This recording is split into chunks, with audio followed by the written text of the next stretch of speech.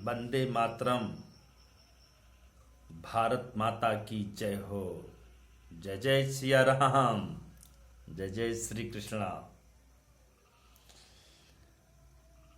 सभी बंधुओं, मित्रों, भाइयों, बहनों, अभिभावकों एवं शिष्यों को हृदय की अनंत गहराइयों से सत सत नमन, वंदन और अभिनंदन। प्यारे दोस्तों, होली के इस महापर्व में, होली के इस महाप्रांगण में, इस पवित्र सनातन धर्म के अंतिम त्योहार में आप सभी लोग जैसा भी एक दूसरे से मिले, समझे, बूझे, बहुत ही अच्छा लगा।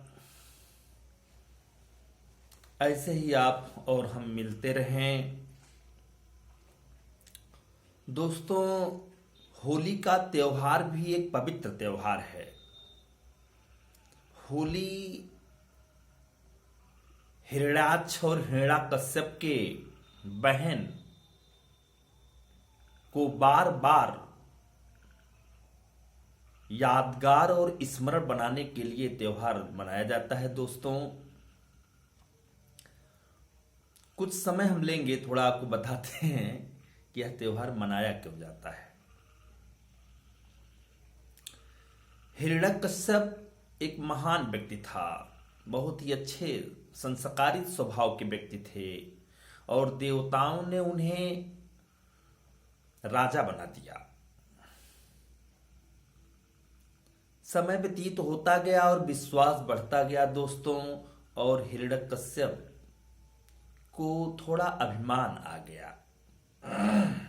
इसीलिए मैं कहना चाहता हूं कि आप सूरज की तरह बनो, और सूरज को कभी आप देखो, सूरज को कभी ये गम नहीं होता, सूरज को कभी ये अभिमान नहीं होता कि मैं सूर्योदय की सभी किरणों को ललाट की तरह, मस्तक में जो है प्रखर बिंदुओं की तरह उभरने के लिए तैयार हूं।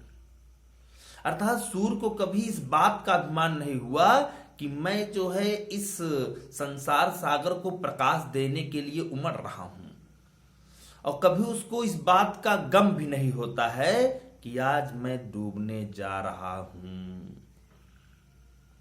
समझना।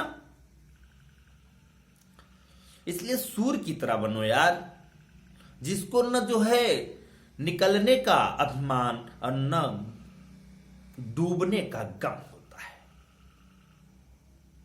आज सूर्य की तरह ही लोग जो बने हैं। फिलहाल कहानी को फिर से मैं मोड़ रहा हूं। वहां पर होता क्या है कि समय व्यतीत होता गया और उनको जो है एक महान और बहुत ही सुखों को आविर्भाव करने वाला एक पुत्र उत्पन्न हुआ, जिसका नाम रखा गया भक्त प्रहलाद। वह भगवान नारायण का बहुत ही अच्छा भक्त था। वो भक्त ऐसा भक्त था जिसके रोम रोम में राम और कण कण में भगवान छाए हुए थे दोस्तों। लेकिन पुत्र और पिता में बनती नहीं थी और ठनती रहती थी। बनती इसलिए नहीं रहती थी क्योंकि पिता भगवान पर कभी बहुत ही ध्यान रखता था, लेकिन जब आशीर्वाद ब्रह्मा जी का मिला तो वही पिता जो है सब कुछ भूल गया। पुत्र हमेशा इसलिए याद करता था कि हो सकता है मेरे ही बदौलत पिताजी जो है कुछ समझें, बूझें। परंतु परिस्थितियां दास बना दी लोगों को, और हिरण्यकश्यप अपने पुत्र को मारने के लिए बहुत अथक प्रयास करने लगा। कुरीतियों में बंटता गया। अभिमान उसके जो है पग से लेकर चोटी तक हो गया था। इसलिए दोस्तों, वह सोचा कि मैं अपने पुत्र को इस दुनिया से समाप्त कर दूं। कभी जब ब्रह्मा जी का बहुत ही पूजा करता था तो ब्रह्मा जी से एक वरदान भी उसको मिल गया था कि कोई एक वरदान मांग लो। तो उसने यही वरदान मांगा कि हे नारायण, हे परम ब्रह्म परमेश्वर, हे ब्रह्मा जी, न मैं रात में मरूं न दिन में मरूं, न मुझे कोई अस्त्र मार सके न शस्त्र मार सके, न कोई मुझे नर मार सके न कोई नारायण मार सके, न मैं दोपहर में मरूं न मैं शाम को मरूं, मुझे किसी के द्वारा मारा ना जा सके। और ब्रह्मा जी की पूजा करने के कारण ब्रह्मा जी ने कहा तथास्तु। अभिमान बढ़ता गया यार, अभिमान इतना बढ़ता गया कि वह कभी अपने पुत्र को जो है पर्वतों के शिखर से ठेल देता था, पुश कर दिया, लेकिन पुत्र जो है नारायण नारायण करता चला गया। कभी उसको बिजली के खंभे में चोट पहुंचाई गई दोस्तों, और बिजली के खंभे में करंट फ्लो हुआ करती थी, लेकिन फिर भी वो नारायण नारायण, कितना दम है ये देखिए नारायण नाम लेने। कभी उसको 100 फीट नीचे गहराई रूपी जो है खाई से ऊपर से नीचे की ओर ठेला जाता था, धकेला जाता था, पुश किया जाता था, फिर भी वो बचता चला गया। लेकिन अंत में उसकी जो बहन थी उसको भी ब्रह्मा जी के द्वारा एक वरदान प्राप्त था कि यदि तुम कभी भी जलती हुई आग में अकेले बैठोगी तो भी तुम नहीं जलोगी।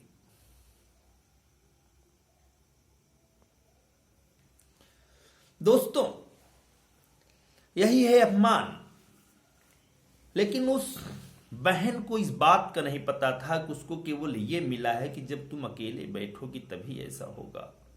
बहन भूल चुकी थी और भक्त प्रहलाद की बुआ अर्थात होलिका जी ने एक दिन अपने भाई को कहा कि मैं भक्त प्रहलाद को जलती हुई आग में अगर बैठ जाऊंगी तो निश्चित है भक्त प्रहलाद समाप्त हो जाएगा और मैं जिंदा बच जाऊंगी।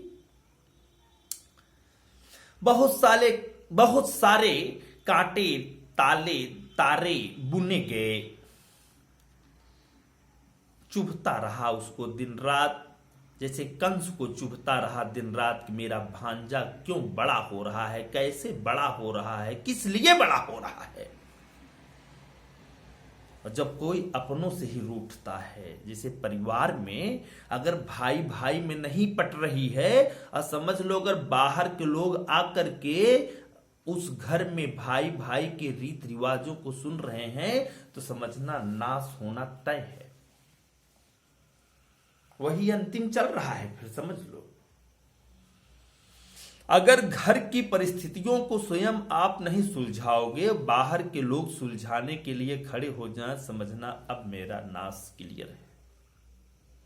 वही होता रहा और हिरण्यकश्यप ने जो है अपनी बहन को जलती हुई आग में चंदन की लकड़ी पर बैठा दिया और होलिका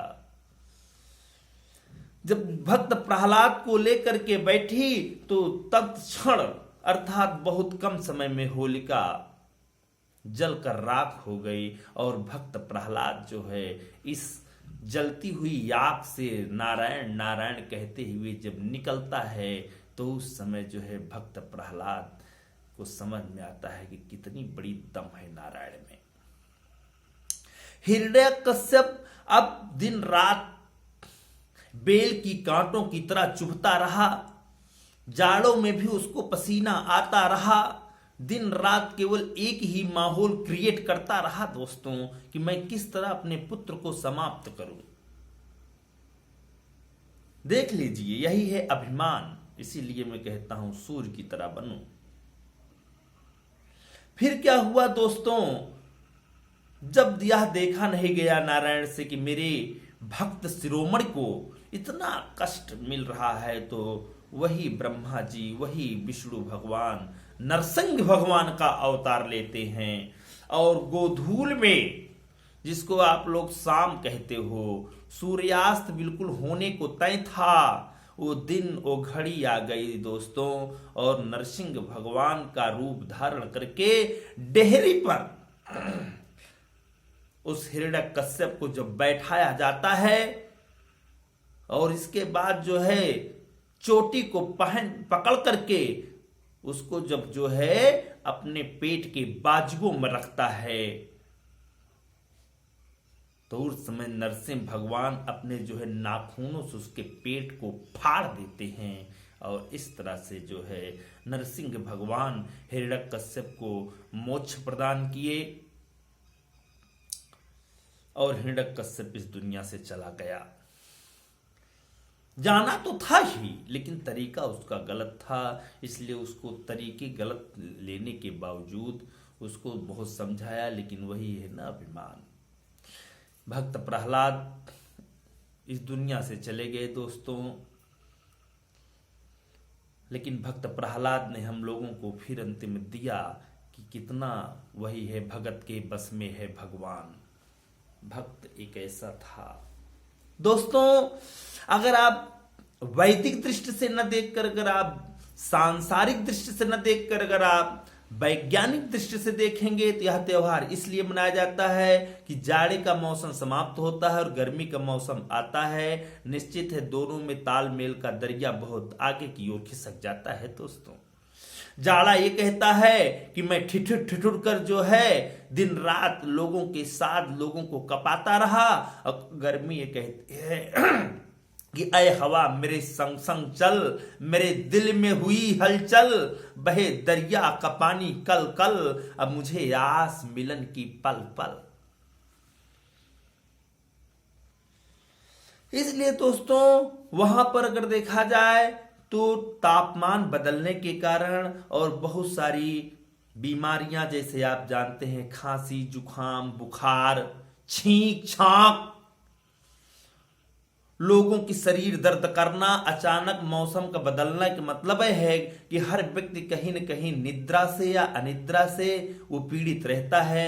इसीलिए माहौल को बढ़िया बनाने के लिए चना, बाजरा, जौ, मक्का, गेहूं, सरसों, आलू, ऐसी बढ़िया से बढ़िया जो है बुआई के बाद उसको जो है उपजाने के बाद जब किसान सोचता है कि मैं इसको अपने घर में किस तरह लाऊं, तो मौसम को क्रिएट करता है। जितने भी जीवाणु और विषाणु होते हैं ये उसी जलती हुई राख में, जलती हुई आग में राख बनकर समाप्त हो जाते हैं दोस्तों। मौसम बदलता है और इस मौसम को बदलने के लिए इस त्योहार को मनाया जाता है कि जितने भी बैक्टीरिया हैं, जितने भी कीड़े मकोड़े हैं, जितने भी नालियों से लेकर के नालों तक, बगीचों से लेके बागानों तक, ये छोटे मोटे कीड़े मकोड़े दौड़ते रहते हैं। ये जो विषाक्त कीड़े हैं ये जल करके उसी अग्नि में स्वाहा हो जाए और नया एक रूप धारण हो, जिसमें आप देख रहे हैं कि अब होलिका मैया का त्योहार मनाया जाता है। इस तरह जितना मुझे नॉलेज था, जैसा भी था, जितना भी था, जैसा भी था और जिस कारण था, मैं आपको बताया। दोस्तों बात ये है कि ये एक ऐसा देश है जिस देश में भारत माता कहा जाता है, जिस देश को भारत जैसे महान विभूतियों ने इस स्थान पर लाया कि ये तर्पण की भूमि को बनाया। धन्य है देश जहां पर ऐसे ऐसे वीर सपूत भी जन्मे। इसलिए भक्त प्रहलाद की मैं कहानी बताई, बीच में लाइव नहीं आया था, कुछ प्रॉब्लम क्रिएट हो जाने के कारण दोस्तों ऐसा हुआ। बाकी मेरा आपसे मन इतना जुड़ा रहता है कि जैसे आप कहते हो कि यचल सर जहाँ रहें खुश रहें, प्रसन्न रहें, वैसे मैं भी कहना चाहता हूँ दिल से कि आप जहाँ कहीं रहें प्रसन्न रहें, सुखी रहें, संपन्न रहें। माता रानी और भक्त प्रहलाद और हे ब्रह्मा जी का वरदान और ब्रह्मा जी की कृपा आप सभी लोगों पर बनी रहे दोस्तों। जहां तक बात है, मैं आपको ये भी बताना चाहता हूं कि सुंदरम कोचिंग संस्थान ये 99 से जो संस्था चल रही है, अभी हाल में कुछ परीक्षाएं हुई, उस परीक्षाओं में कुछ विद्यार्थी सिलेक्शन भी लिए। जैसे मैं बताना चाहता हूं, वीरेंद्र विक्रम त्रिपाठी जो कि भाव से बिलोंग करते हैं, इनका रेलवे में सिलेक्शन हुआ दोस्तों। विपिन दुबे जो कि बेधन से बिलोंग करते हैं, इनका इंस्पेक्टर के पद पर सिलेक्शन हुआ दोस्तों। विमलेश यादव जो कि मध्य पूर्वा से बिलोंग करते हैं, इनका भी दरोगा के पद पर चयन हुआ दोस्तों। मेरे प्यारे दोस्तों, अध्यापक और बिजली विभाग में तो बहुत सारे लोग बने, लेकिन एक गर्व की बात है, धन्य है वो माँ, अधन्य है वो पिता, अधन्य है वो गुरु, तीनों लोगों ने मिल करके आज सुंदरम कोचिंग संस्थान को एक इंस्पेक्टर मिला। रेलवे में लोगों का चयन हुआ। इनके अंदर माहौल क्रिएट किया गया था, एक जुनून पैदा किया गया था, और उसी जुनून को लेकर के ये हमेशा जोश में बने रहते थे। और आज देख लीजिए इस सुंदरम कोचिंग संस्थान को कहां से कहां तक लाया दोस्तों।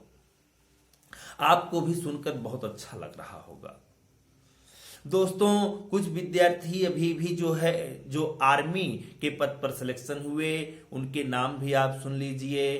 पीयूष यादव, पीपी मिश्रा, निखिल मिश्रा, मोहित पांडे, सानू शुक्ला, सानू तिवारी और कुछ अन्य लोग हैं जिनका इस पद पर सिलेक्शन हुआ दोस्तों। ऐसे विद्यार्थी जहां कहीं रहें, आप इस वीडियो को सुनना, क्योंकि दोस्तों वीडियो को सुनने से होता क्या है कि अपने अंदर भी एक जुनून आता है, एक जोश आता है, एक किसी भी काम को करने की ललक आती है दोस्तों। जुनून ऐसा होना चाहिए, जैसे देख लीजिए पूरे भारत में अगर आप चलिए तो केवल एक स्थान पर नरेंद्र मोदी की सरकार थी, अर्थात नरेंद्र मोदी एक स्थान पर मुख्यमंत्री था। लेकिन देखिए एक व्यक्ति चलता है, फील्ड में उतरता है और उस फील्ड में दिन रात मेहनत करके उस फील्ड को फील्ड बना देता है और उस फील्ड में इतना कार्य कर देता है कि आज बताइए 23 राज्यों 24 राज्यों में ये सरकार बनी है। केवल दम है तो मेहनत की, दम है तो ईमानदारी की, दम है तो उत्कृष्ट सोच की, दम है तो ऐसे विचारों की कि एक व्यक्ति चलता है अपने दम पर, अपने फील्ड में उतरता है और लोगों के इस फील्ड को माहौल बना देता है और भाइयों बहनों कह करके आज पूरे भारत में जो है डंका बजा देता है दोस्तों। आप भी फील्ड में उतरो, किसी भी फील्ड में उतरो, पढ़ने में, पढ़ाने में, लिखने में, लिखाने में, मनोरंजन में, राजनेता में, लेकिन आपके अंदर जुनून होना चाहिए, काम करने का तरीका होना चाहिए। आपको मैं ये नहीं कहता हूं कि ये सबसे धाकड़ व्यक्ति हैं, लेकिन कलयुग में ये देखो कि एक व्यक्ति फील्ड में जिस तरह उतरता है, इस देश को कहां से कहां तक लाने का प्रयास करता है। आज हमारे देश में आईआईटी, एब्स, बहुत सारे स्थानों पर हम लोग, आज हमारी आर्मी, आज हमारी आईईआरटी, आज हमारे जो है जितने भी क्षेत्र में मोतीलाल नेहरू इंजीनियरिंग कॉलेज से बिलोंग करते हैं, नीट, एमबीबीएस, ये सब जितने भी विद्यार्थी हैं, ये आज प्रज्वलित होकर के इस देश की आन मान शान के लिए खड़े हैं। तो क्या आप मेहनत नहीं करोगे दोस्तों? इन लोगों का सिलेक्शन सुनने के बाद अगर आप इंटर की परीक्षा दे लिए हैं तो बैठना मत, ना बैठना नहीं, अब फिर फील्ड में उतर जाओ। और जिस तरह परीक्षा के लिए दिन रात कमरे से नहीं निकलते थे, मुझे याद है, उसी तरह आप उसी कमरे में बैठ करके मंथन करो, विचार आपके अच्छे होंगे, निश्चित है आप पर भगवान की कृपा होगी। लेकिन अग्नि परीक्षा से आपको उतरना तो पड़ेगा ही, उतरना पड़ेगा।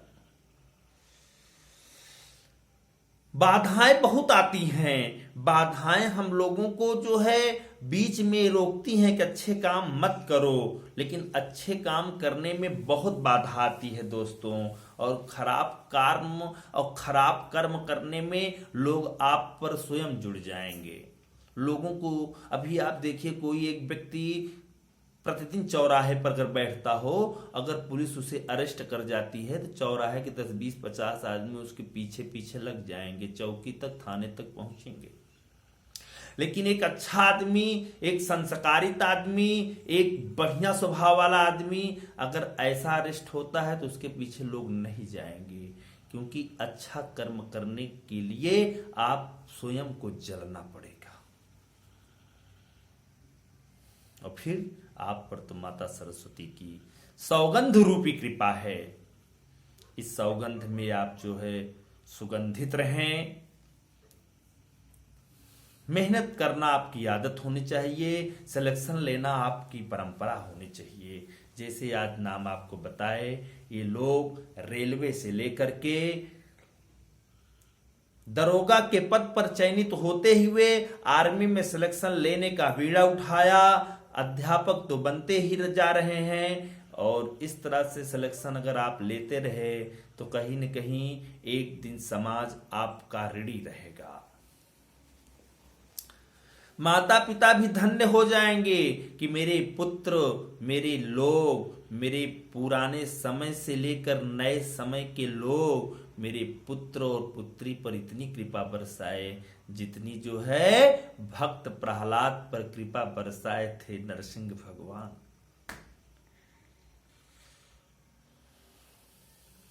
वो जो गाना था ना, पहले जल्दी में गा दिया, अब सुनिएगा कि ऐ हवा मेरे संग संग चल,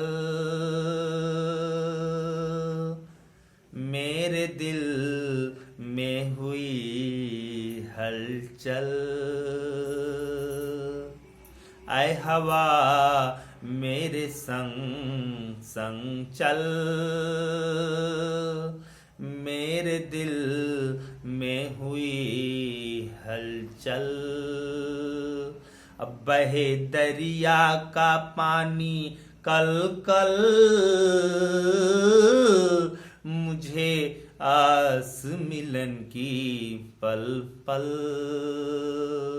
ऐ हवा मेरे संग संग चल, मेरे दिल में हुई हलचल। अब बहे दरिया का पानी कल कल, मुझे आस मिलन की पल पल। इस तरह हवाओं की तरह बहना सीखो, पानी की तरह बहना सीखो। हवा